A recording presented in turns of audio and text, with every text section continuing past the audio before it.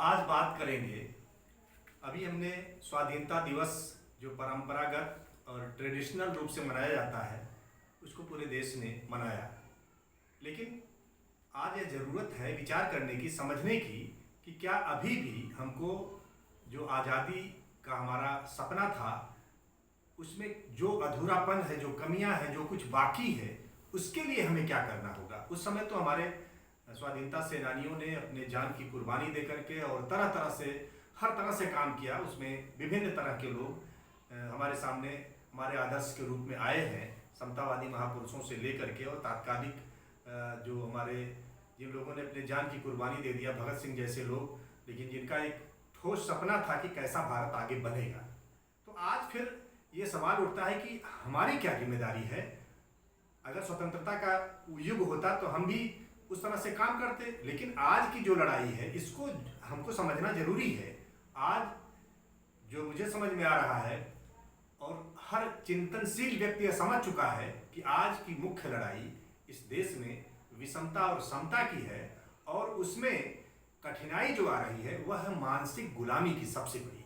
और मानसिक गुलामी के विरुद्ध हमारे देश में एक संघर्ष छिड़ा है। इसको स्वाभाविक रूप से जो सत्ता है, जो समाज है, जो एक अपने ढंग से चलता है और वो बारीक चीज़ों को नहीं देखता, जैसे काम चल जाए वैसे काम चलाने की एक परंपरा होती है।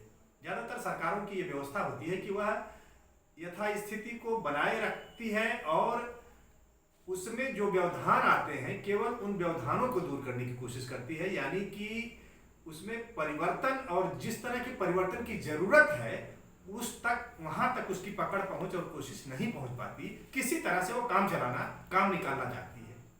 आज कुछ नाम उभर करके आए हैं पूरे देश के अंदर, जिनको लेकर के एक वर्ग जो सचेत है, जो जागरूक है, उसने उनका खैर मकदम किया है, बढ़ करके स्वागत किया है। उन नामों में अभी अशोक गहलोत का नाम सामने आया, जिन्होंने मृत्यु भोज पर रोक लगाने का काम किया।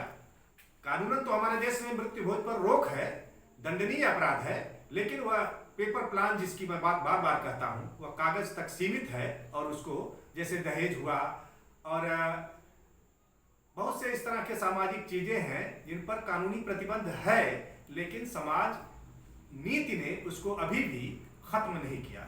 इस नाते वो चीजें चलती चली जा रही हैं।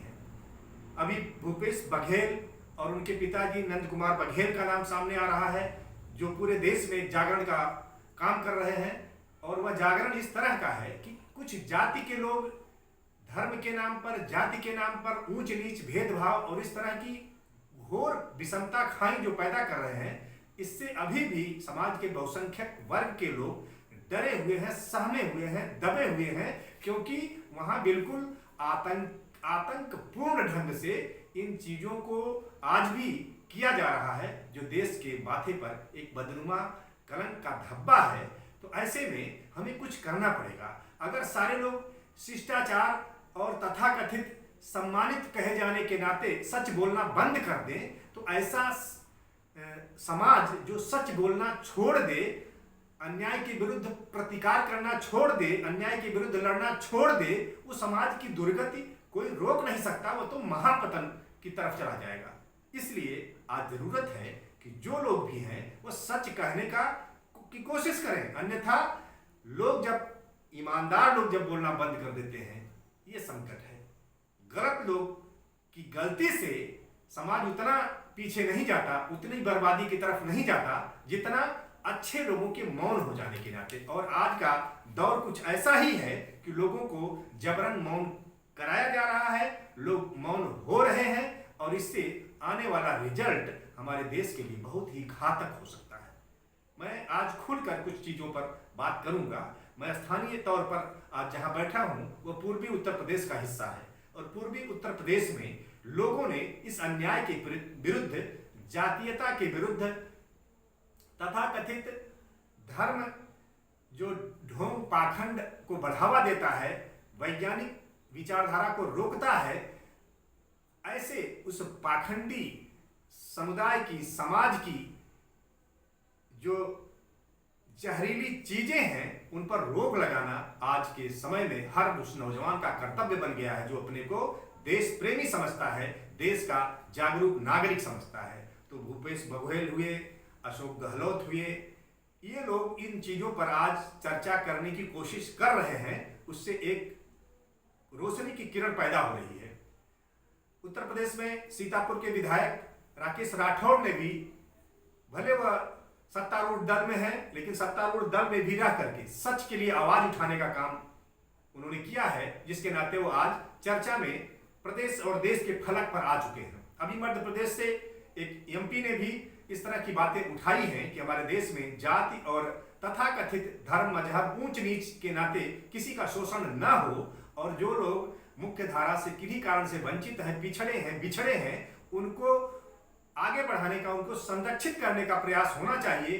बल्कि आज उल्टा कुछ हो रहा है कि उन्हें जहां है उनकी हालत पर छोड़ करके, और ऐसा एक समाज का तबका बोल रहा है कि जो बहुसंख्यक हैं उनकी भागीदारी की जरूरत पर वो मौन हो जाते हैं, कि उनकी शासन सत्ता सरकार हर जगह कैसे भागीदारी हो, कैसे उनको साथ लेके हम चले, इस बात पर लोग मौन हो जाते हैं। खासतौर से पूर्वी उत्तर प्रदेश में अभी पूर्व सांसद रमाकांत यादव जी ने भी इस पर काम किया है। उन्होंने लोगों को प्रेरित किया, ललकारा कि वह शिक्षा की तरफ बढ़ें और ये ढोंग पाखंडवाद दुनिया भर के ऐसे कर्मकांडों में न फंसे जिसमें उनके धन का दोहन होता है, उनका मानसिक दोहन होता है, उनको मानसिक गुलाम बनाया जाता है और आगे बढ़ने के सारे रास्ते बंद हो जाते हैं। इस बात को हमें बहुत ही स्वागत करना चाहिए। स्वागत योग्य बात है कि कोई पूर्वांचल से इस तरह का व्यक्ति बात रख रहा है, वो हमारा आने वाले समय का सही मार्गदर्शक बन सकता है।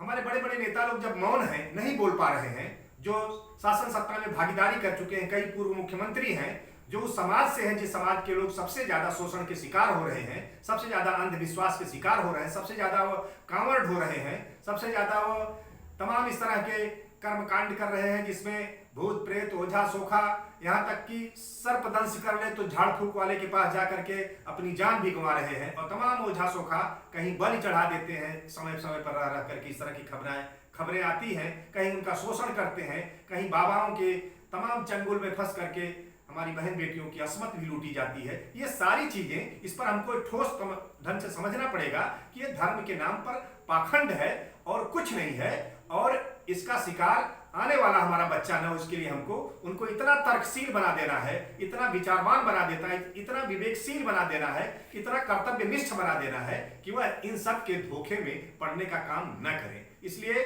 हम उस बिहार के जो रविंद्र कुशवाहा विधायक हैं, उन्होंने अपने सदन में जो बातें ये सब उठाई, आज एक शुभ संकेत आ रहा है कि भारत अपनी असली दिशा की तरफ बढ़ रहा है, जहां चल करके हम एक असली और सच्चे समतावादी भारत का निर्माण कर पाएंगे। और ये जो लोग, मुट्ठी भर लोग आज भी हमारे चैनलों पर भूत प्रेत की फिल्में दिखा करके, चैनल दिखा करके, ज्योतिष की दुनिया भर की बातें बता करके, जिसका कोई आधार नहीं मिलता है, कोई पक्के तौर पर नहीं जिम्मेदारी ले सकता कि वो जो बता रहे हैं वो सच निकलेगा। और तमाम ऐसे पूजा पाठ जो मृत्यु से बचा लेने के लिए, बीमारियों से बचा लेने के लिए तमाम ऐसी बातें कही जाती हैं और उनके नाम पर खूब पैसा लूटा जाता है। और अगर उनको सफलता नहीं मिली तो ये कह देते हैं कि आपके तकदीर में नहीं था, आपके भाग्य में नहीं लिखा हुआ था, इसलिए ये चीज नहीं हो पाया।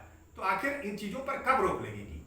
लोग बताएंगे, शादी विवाह की तमाम लगन बताते हैं, मुहूर्त बताते हैं, उन मुहूर्तों में भी काम करने के बाद तमाम लोगों के साथ तमाम अनिष्ट, तमाम गलत स्थितियां पैदा हो जाती हैं। तो क्या कोई इसकी गारंटी लेगा कि आपने मुहूर्त बताया तो उस मुहूर्त में कोई किसी के साथ कोई अपशकुन जिसको आप कहते हैं, ऐसा कुछ नहीं होगा? तमाम ऐसी बातें, अगर हम पुरानी बात उठा लें तो गुरु वशिष्ठ से पंडित ज्ञानी सोधि के लगन धरी, सीता हरण मरण दशरथ को वन में विपद पड़ी। तो उन्होंने जो विचार के बताया उसके बाद उसका क्या फायदा मिला? क्या जिस दिन कोई मुहूर्त बताता है उस दिन आधी तूफान नहीं आता? वो लड़के लड़कियां शादी के बाद उनका जीवन बहुत ठीक रहता है? ये चीजें जो काल बाह्य हो चुकी हैं, जिनका कोई मतलब नहीं दिखाई देता, उनको जबरन थोपना ये कहीं से अच्छी बात नहीं है। इस पर कम से कम खुल के चर्चा होनी चाहिए और लोगों को डरा दिया जाए कि डर के मारे कोई बोले नहीं और चुपचाप रहे, जो जैसा चल रहा है वैसा चलता रहे। तो ये तो एक तरह का आतंक हुआ। और इस तरह का आतंकवाद, जातीय आतंकवाद, धार्मिक आतंकवाद पूरे देश में बर्बरता की चरम सीमा पर पहुंच रहा है और कुछ लोग अपने को बड़ा बता करके दूसरों के साथ इस तरह का भयानक शोषण कर रहे हैं। मैं जो बात कर रहा हूं वह किसी जाति के विरुद्ध नहीं है, किसी धर्म के विरुद्ध नहीं है, किसी संप्रदाय के विरुद्ध नहीं है, किसी मजहब के विरुद्ध नहीं है और न तो किसी की भावनाओं को आहत करने के लिए है, बल्कि इस देश को मजबूत बनाने के लिए है। और ऐसे लोग, जो लोग भी जहां भी काम कर रहे हैं, चाहे वो लाल प्रताप यादव हों, मड़ियाहों के ब्लॉक प्रमुख जौनपुर जिले से, चाहे पूनम मौर्य हों जो जौनपुर से हैं, जिन्होंने राष्ट्रीय शूद्र संघ नाम से अपना काम शुरू किया है, चाहे वो आनंद भारती तर्कशील राम भरोसे जी हों जो मुंबई से लेकर जौनपुर तक अपना प्रयास चला रहे हैं भारतीय शूद्र संघ के नाम से, और भी हमारे तमाम साथी देवेंद्र यादव से लेके बैरवा जी तक तमाम लोग जगह जगह अपने काम में उतर आए हैं। जंग बहादुर यादव जो जौनपुर जिले के खुटहर की धरती पर उन्होंने अपने गांव को पाखंड मुक्त करने का बड़ा निर्णय लिया है। उनके गांव में अब स्वतः लोग अपना सारा काम करके आत्मनिर्भर हो रहे हैं। आत्मनिर्भर होने का नारा कभी हमारे तथागत गौतम बुद्ध ने दिया था, उस नारे को आज भी कुछ लोग दोहराते हैं, तो अच्छी बात है, लेकिन उस नारे का सही अर्थ होना चाहिए। ऐसा न हो कि लोगों को उनकी हालत पर छोड़ करके और कह दिया जाए कि आप अपने पैरों पर खड़े हो जाइए और अपने से अपना विकास कर लीजिए। हाँ ठीक है, हम तमाम सारे काम अपने से करेंगे।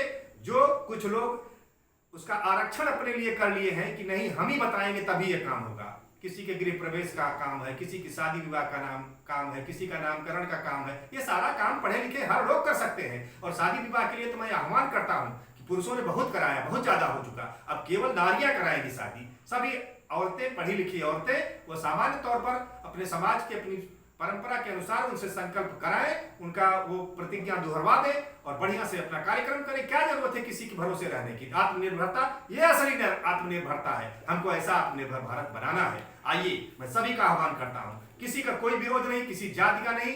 जिनके अंदर इस तरह के सुविचार हैं, जो समतावादी हैं, वो इस देश के साथ हैं, और जो विषमतावादी हैं, जो ऊंच नीच करते हैं, ये गंदगी है। इस गंदगी को, भारत की स्वच्छता अभियान के तहत इस गंदगी को समाप्त कर देना है। और आइए हम स्वच्छ भारत अभियान के तहत मन की ये गंदगी, ऊंच नीच के भेदभाव, जाति धर्म मजहब के नाम पर किसी के शोषण को बिल्कुल खत्म करें। और जो लोग इस हथकंडे को अपनाकर अभी भी शासन सत्ता और समाज में वर्चस्व बना करके लोगों को अभी भी दबाना चाहते हैं और नीच बताना चाहते हैं, जो लोग नीच बताते हैं, जिस व्यवस्था में ऐसा बताया जाता है वह व्यवस्था ही नीच और निकृष्ट है, उसको लात मार देने में एक मिनट भी सोचने की जरूरत नहीं है। क्योंकि हमारी देश की तमाम ऐसी परंपराएं जो गलत थी उनको हमने तोड़ा है, खत्म किया है, समाप्त किया है। चाहे वह सती प्रथा रही हो, चाहे वह बाल विवाह की व्यवस्था रही हो, चाहे विधवा विवाह का निषेध रहा हो, चाहे इस तरह की तमाम परंपराएं थी जिन पर शर्म आती है हमको। आस्वादन क्रिया से लेकर के गंगा में बच्चों को प्रवाहित कर देने से लेकर के मकानों और पुलों में किसी की बलि चढ़ा देने से लेकर के ये सारी चीजें, गलत चीजों को हमने खत्म किया है, आगे भी करना है। तो मैं इन सभी अपने साथियों का खैर मकदम करता हूं कि हमें पूरी ताकत से उठ के आना होगा। और हमारे इस प्रयास में बहनें भी आगे आ रही हैं, पूनम मौर्य हैं, दीपक रानी है, संध्या सिंह है, और ऐसे तमाम लोग, किसी भी समाज से कोई आ सकता है। लेकिन मैं एक बात कहना चाहता हूं कि सवर्ण समाज ने इस देश की जो व्यवस्था थी उसमें इस तरह की स्थिति आज आके खड़ा किया है कि लोग प्रश्न चिन्ह उठा रहे हैं। और ईमानदारी से इस बात को समझना होगा, जिनके मन में सच्चा प्रेम है समाज के प्रति, वह सेवा भावना से आगे आकर के उनकी मदद करें, जैसे कभी भारत की आजादी के लिए अंग्रेजों ने भी पहल किया था। अश्वेतों की लड़ाई अमेरिका में श्वेतों ने भी लड़ा है, और ज्योतिबा फूले ने अपनी पुस्तक को उन श्वेतों के लिए समर्पित किया था जो अश्वेतों की लड़ाई आगे बढ़कर लड़े थे। तो राहुल सांकृत्यायन हमारे आदर्श हैं, इसी धरती से पैदा हुए, किस परिवार से पैदा हुए सभी लोग जानते हैं। उनका नाम केदारनाथ पांडे था पहले। तो हमें कुछ ऐसा करके दिखाना होगा। हमें ये जो स्वार्थ है, निहित स्वार्थ है, इसको छोड़ करके आना होगा और समाज को अच्छा बनाने के लिए, देश को अच्छा बनाने के लिए हमें अपनी पूरी ताकत से लगना होगा। और मैं ऐसे सभी साथियों को नमन करता हूं। कुछ लोग कहते हैं कि रमाकांत यादव जी ने अपने नाम के आगे शूद्र लगाया, तो मैं तो कहता हूं कि शूद्र का अर्थ शूरवीर द्रविड़ होता है या शुद्ध भारतीय होता है। तो जब तक इस देश में शूद्र और अशूद्र यानी सवर्ण और शूद्र ये दो विभाजन है, किसी को नीच और किसी को ऊंच बताया जा रहा है। तो जब तक एक भी आदमी को यहाँ नीच, अछूत या निकृष्ट बताया जाता है, किसी कारण से उसको छोटा बताया जाता है और खुद लोग बड़े बन जाते हैं, जब तक यह स्थिति है तब तक मैं समझता हूं कि हर सच्चे और अच्छे इंसान को अपने को शूद्र के ही श्रेणी में रखना चाहिए। और वही शूद्र, बस समय दूर नहीं है कि शूद्र लोग ही शुद्ध लोग ही होंगे और वही शुद्ध भारतीय होंगे, वही प्रबुद्ध शुद्ध भारतीय होंगे। आइए प्रबुद्ध शुद्ध भारतीय बनने के अभियान में हम आगे बढ़े और सभी लोग मिल करके इन अंधेरों को खत्म कर दें और हम बिल्कुल उस नई सुबह की रोशनी का इंतजार कर रहे हैं। रात के अंधेरों से हम सफर न घबराना, रात के अंधेरों से हम सफर न घबराना, कुछ ही देर बाकी है इनकलाब आने में। नूर की एक किरण रात पे भारी होगी, रात उनकी ही सही, सुबह हमारी होगी, सुबह हमारी होगी, सुबह हमारी होगी।